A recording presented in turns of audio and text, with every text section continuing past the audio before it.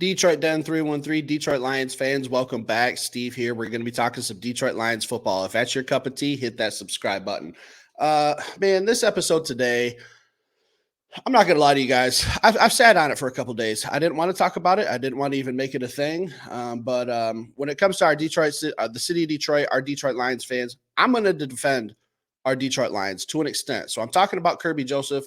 I'm talking about this label floating around on Twitter and everywhere I see about him being a dirty player. Now, for those of you who aren't aware, this kind of started back a few weeks ago in Minnesota on a low tackle he put on TJ Hockenson. Ended up tearing some stuff in TJ's knee. I can't remember if it was ACL, MCL, both. I don't know. But TJ Hockenson's out for obviously some time probably into next season. They started talking about him being a dirty player after that hit. So let's fast forward just a second to this past Sunday night against the Rams. He does the same type of hit on Tyler Higbee, tore his ACL, MCL.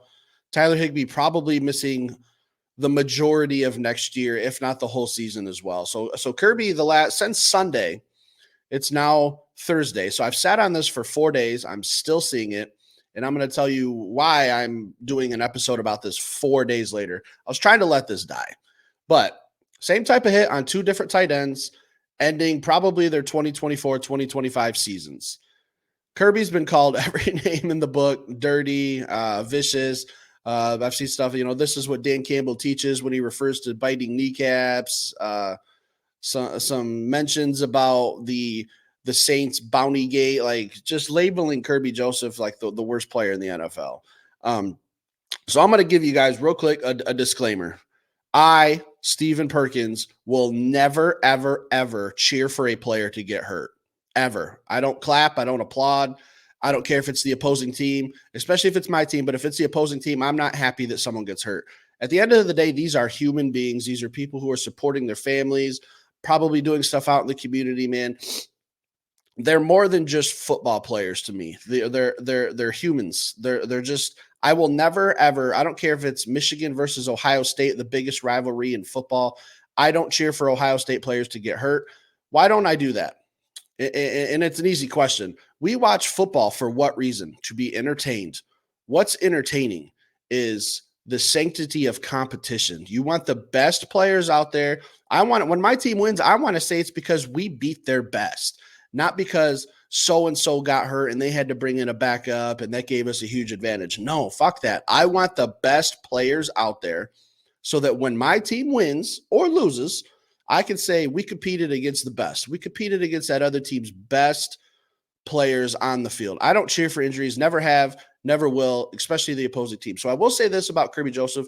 I'm defending him. He's not a dirty player. I'm going to get into some stuff here in a second. But what happened after the Tyler Higbee hit is what I don't approve of. Don't get up. Don't flex. Don't taunt. You see that man on the ground, go to the huddle, take a knee, do anything but what you did, Kirby. That's all I'm saying. It wasn't a dirty hit, but it was a dirty reaction. And maybe that's what's got people so rustled up because, he kind of flexed and got into people's faces. And that's what I don't like. That's not good sportsmanship in my opinion. But I'm not even going to defend it because I just think that after the hit, when you look over and you see Higbee on the ground, he's clearly hurt. He's clearly in pain. You go to your huddle, you take a knee. Maybe this whole thing just kind of blows over. Maybe not. I don't know. But I didn't like that reaction. But I will say this. So the two tackles, obviously I've said that he's gone low. He's tackled at the knees.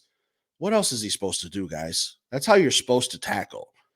In today's NFL, if you hit a player high, you're probably getting a 15-yard penalty. There's a higher, not 100%. I don't know what the odds are. There's a better chance if you hit someone high, there's going to be a concussion. There's going to be hard contact with the head to the ground, helmet to helmet. Like anything can happen if you tackle high. You're supposed to tackle low. I get it. It looks bad because the last two tackles Kirby's had that's been the same style has been season enders for the next guys. But in today's NFL, if you tackle high, if you hit that head, if he's a defenseless receiver, which I don't even know what that means sometimes because I know they called that against Justin Jefferson, and I don't think that was a dirty hit either. I think it was just a hard hit at the right time, but that's another topic. If you go high, you're probably getting a 15-yard penalty. You're probably hurting your team. You're probably getting some money taken out of your check. So I just don't understand what Kirby was supposed to do hit wise. And like I said, what happened after the hit, the flexing, all that, I'm not all for that. But that's just my opinion. Whatever. So I didn't care for the taunting. How else is he supposed to tackle, guys? I mean, he's got to go low. Do I personally think Kirby was aiming for knees and saying, "Man, if I hit him right here, I'm going to take out his ACL and he's going to be out all next year"? No, I don't believe that's his mindset. I really don't. I'm going to read a tweet that I saw from Detroit Lions fullback Jason Kabinda that I don't know if I've ever agreed with the tweet more. I retweeted it. It's on our page. Maybe you've seen it if you follow us on Twitter. But he said, I've never seen so many fans complain about the physicality of our sport in my life the way that it is now. We used to have Sean Taylor, Brian Dawkins, Ray Lewis taking guys' heads off. They were football gods to us growing up. When did we become so soft as a society? JC, I couldn't agree more, man. We used to have a segment on ESPN called Jacked Up before Monday Night Football that everyone would look forward to, and it would be guys getting knocked unconscious.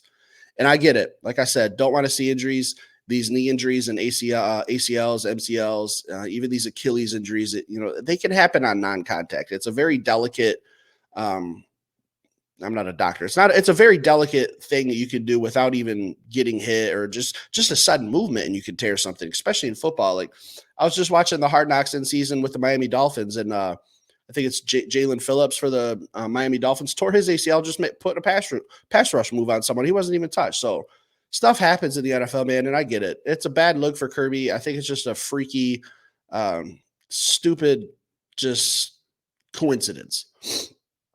So I'm going to ask, this is why it's taken me 4 days to talk about this topic. I've sat on it. I was kind of hoping it would just die off, go away. I really didn't even want to talk about this topic, but until last night, when I saw the mic'd up version for Matthew Stafford after this play on Tyler Higbee, where he runs up, Matthew Stafford that is, runs up to Kerby Joseph and basically calls him a dirty player. Hey, we've seen it on tape. That was a nice hit. It was dirty as fuck, though. Something along those lines. So once I saw that, I was like, all right, let's put this thing to bed already. So here I am, Thursday morning. This came out Wednesday night. I saw it late last night around 10 o'clock. I was like, I'll save it for the morning. The fact that I even have to give this my energy and talk about Kerby Joseph. I'm defending you on the hits, Kirby, but I didn't really appreciate the flexing. I thought that was poor sportsmanship. But up until last night, I wasn't even going to talk about this until I saw the obvious Matthew Stafford comments. Hey, we've seen this on tape. It was a nice hit. It was dirty as fuck, though. He's just kind of like calling him out. So, me personally, do I think Kerby Joseph is a dirty player? No. But again, for like the third or fourth time now, didn't appreciate the celebration after someone's hurt. That's not sportsmanship to me. I get it. It's a playoff game. There's a lot of emotions.